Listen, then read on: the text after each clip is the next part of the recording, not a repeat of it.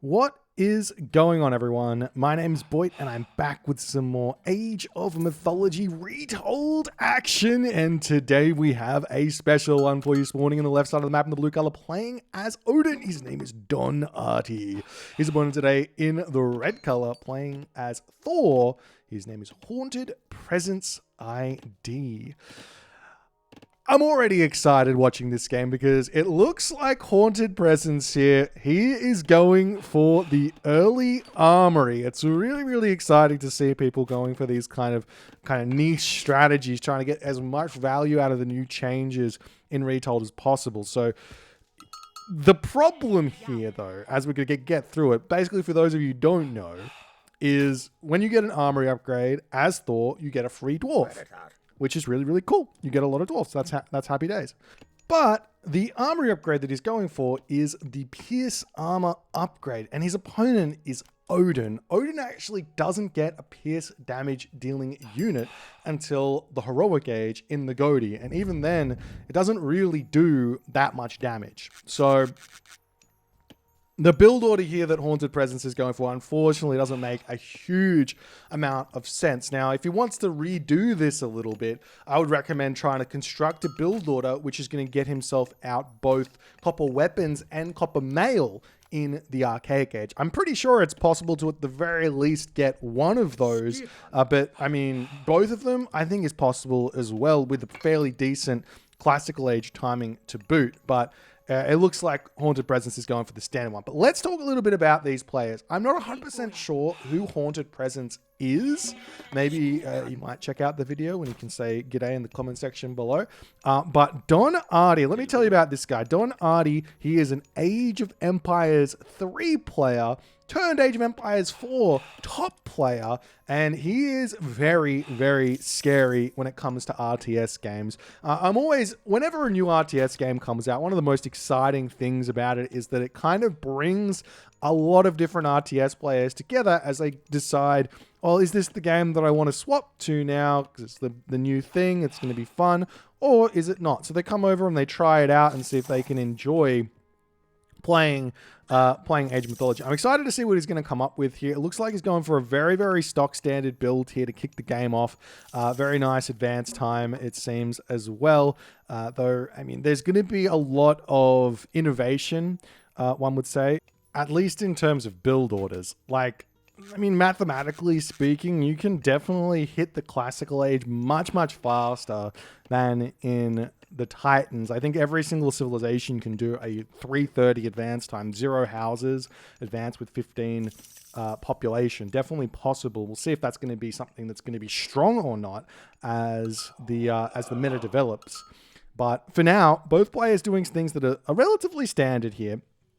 And to just get into a little bit about what this opening here for the Thor player does for him versus what DonArtie gets for himself. So, in my opinion, it seems like the best army composition to go for in Retold in the Norse War is going to be some variation of Berserker raiding cavalry. Now, there's a lot of players here who might say, well, what about raiding cavalry throwing axemen? That's going to be pretty good as well. My opinion here is there's just so much more food. Wood gathers at the same rate as Hunt now, as opposed to gathering quicker. In fact, especially with Odin, who gets that 1.1 food income as well. I think that you're going to get more value out of doing some sort of Ulfsark raiding cavalry thing than you will go for raiding cavalry throwing action. That's just a guess here. I'm theory crafting. I was doing this in the Titans as well on high hunt maps with a lot of success. Can't really make it work on the low hunt maps though, but obviously we're here on the map Giza, which might look very similar to a certain map called Tropical Mirage for those Titans fans out there, but this map has got a lot of fun and it's definitely possible to make these things happen. Anyways, the point being here is that DonArtie, from his Great Hall, making raiding cavalry, those raiding cavalry are going to have 10% extra HP, but Haunted Presence here has already got himself the armory upgrades out, so he's actually got himself the effective 10, 11% HP on all of his units. So at this point here, if Haunted Presence can spend all of his resources, he's actually going to have a stronger army to engage DonArtie. The hard part is obviously going to be how do you spend your resources efficiently in these sorts of builds. Now, let's talk a little bit about, while we're getting into this game and it's starting to work out, how to macro. What I'm seeing a lot of players doing is actually really shooting them in the foot. They're pre-queuing quite a few units in their longhouses, in their temples. You really want to be careful with this. And it's a simple way to be careful with it. All you need to do is look at your resources and ensure you've got 50 resources. Don't spend all of your resources on units ever, is the game plan. Reason being is you've got auto queue on your villages. If you've got one town center, ensure you're not overspending to 50 food. If you've got 2 town centers, make sure you're not overspending to 100 food. If you've got 3 town centers, make sure you're not overspending to 150 food. And that way your villages are going to always constantly be building. This one's going to be really, really important. Just don't overspend your resources, and you should be able to be dealing with the fact that you don't have auto queue anymore. Now, the other thing here is that it seems to me, without auto queue, we're going to be struggling a little bit. Let's be completely honest. No one's going to have auto queue level macro on their military. So what do you have to do to overcome that?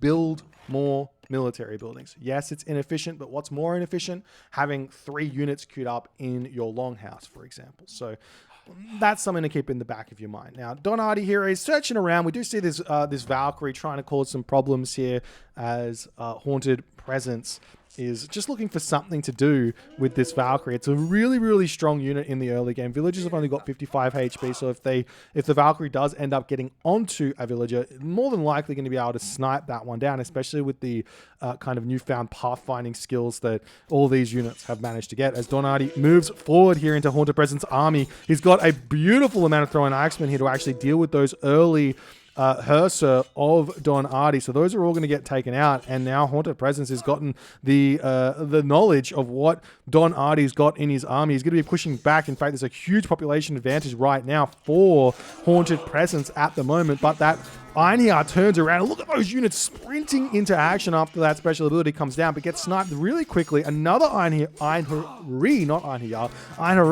coming through here, going to be helping out DonArtie's DPS in this fight, but it does look like after the dust settles here, Haunted Presence has got a big advantage. Good micro here as well with those throwing axemen, making sure he's taking down the enemy throwing axemen as well here at the start of this one.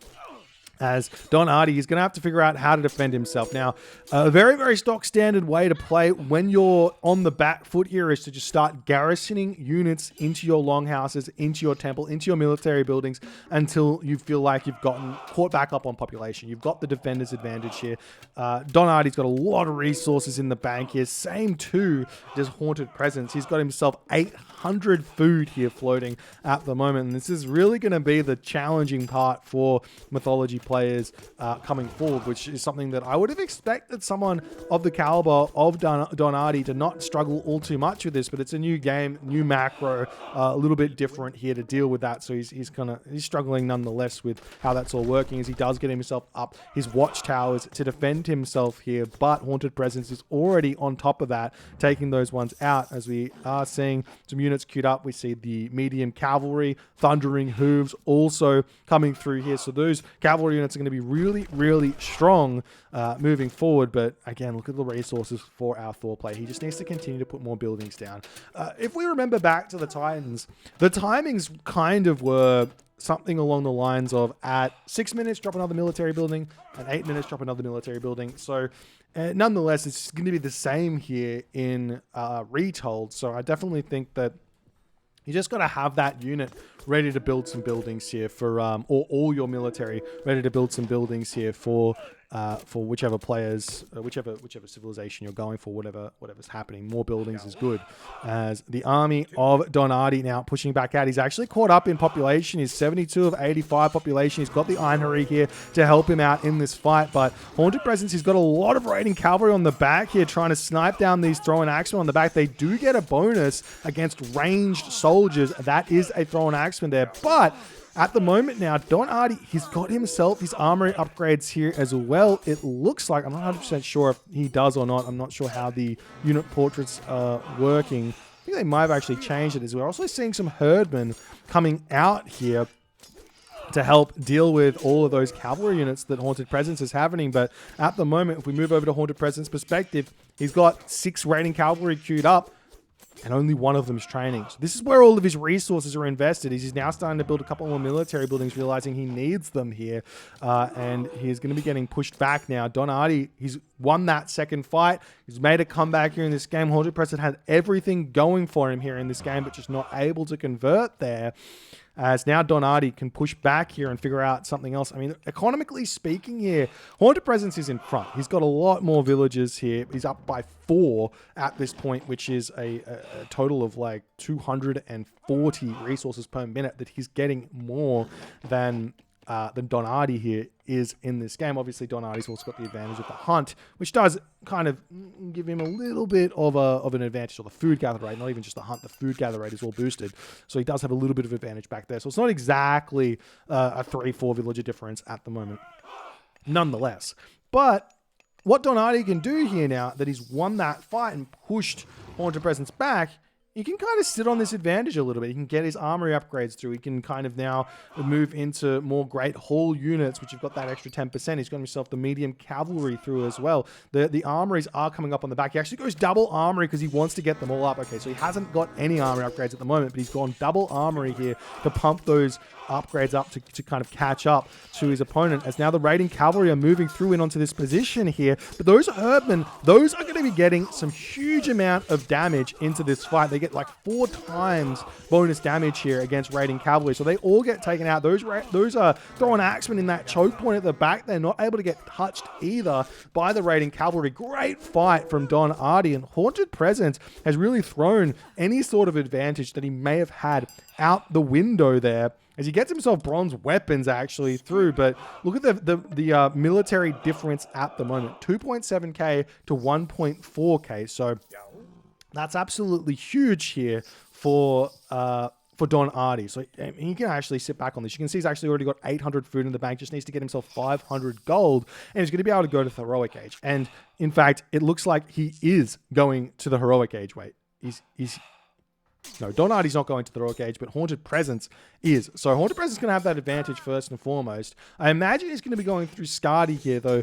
Bragi also is a very scary god to be dealing with. So I mean, I didn't actually get to see which one he was going through just yet, but we will we'll see it when it comes to us. DonArtie putting the pressure on, decides to get some attacks in with the Einherji,